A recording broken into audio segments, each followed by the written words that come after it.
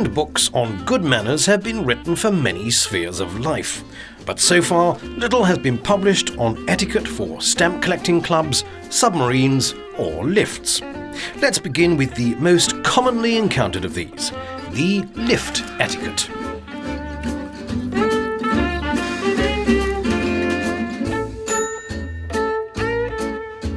The button for calling the lift possesses a magical power of attraction, and not only for children or adults with infantile tendencies. Nevertheless, all that pressing it more than once shows is that someone has not quite got the message. If a lift is just about to leave, holding it up is not exactly a gentlemanly thing to do. Instead, before pressing the button for the next lift, one should wait patiently until the door is firmly closed.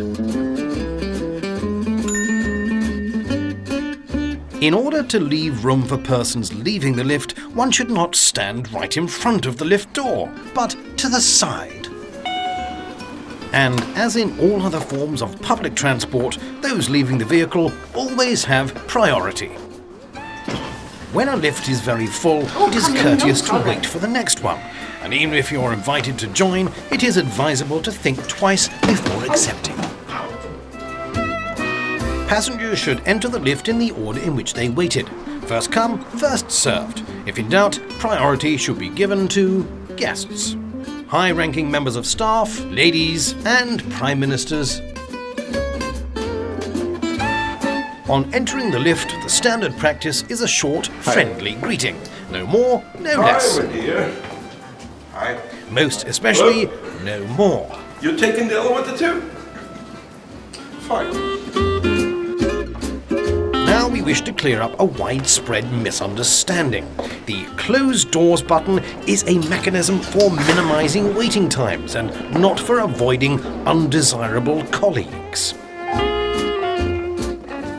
Traveling in a lift calls for attentiveness and social skills. In a crowded lift, for example, the passenger standing closest to the control panel should be helpful in the selection of floors. In practice, this rule is not always followed.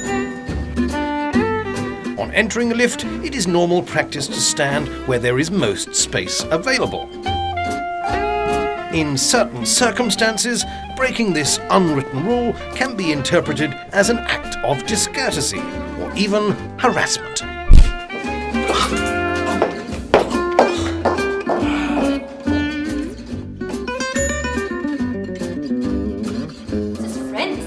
It's ridiculous. I never saw this woman outside of the office ever before. Well, then how do you talk to her like that?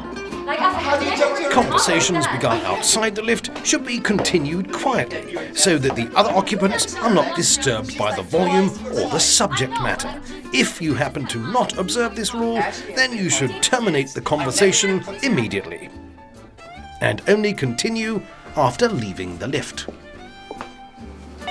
I'm not going to let you treat me like that. That is so unfair. You are so unfair. Come on! He's such an idiot!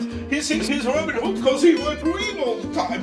I would say he's Kermit the Frog, the short one. Talking on the telephone in a lift is not just bad manners. Yes, It Chief, can also reveal you come to a lot the- about the person doing it, which may lead to unpleasant consequences. A lift is not the place for singing, humming or whistling, and headphones should be turned down to a volume at which nobody is compelled to share the listener's musical experience.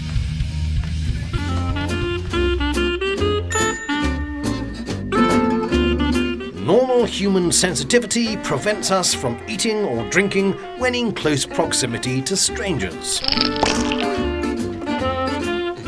Sensitivity, however, is not everyone's strong point. This may lead to interesting situations.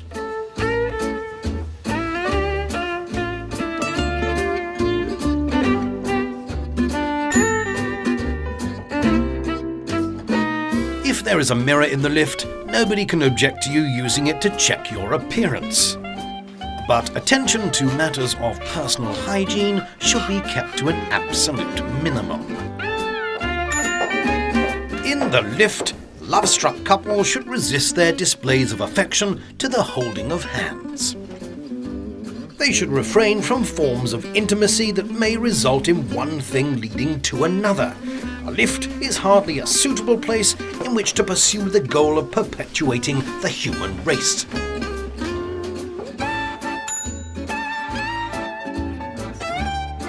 If passengers are standing in your way, don't simply push your way past, but excuse yourself politely before making a move. Excuse me! Nor when leaving the lift is it ever wrong to say a brief and courteous goodbye. Whoever understands these rules of the game and takes care to observe them will always be a welcome passenger in the lifts of our wonderful planet Earth. For he's a jolly good fellow, for he's a jolly good fellow, for he's a jolly good fellow.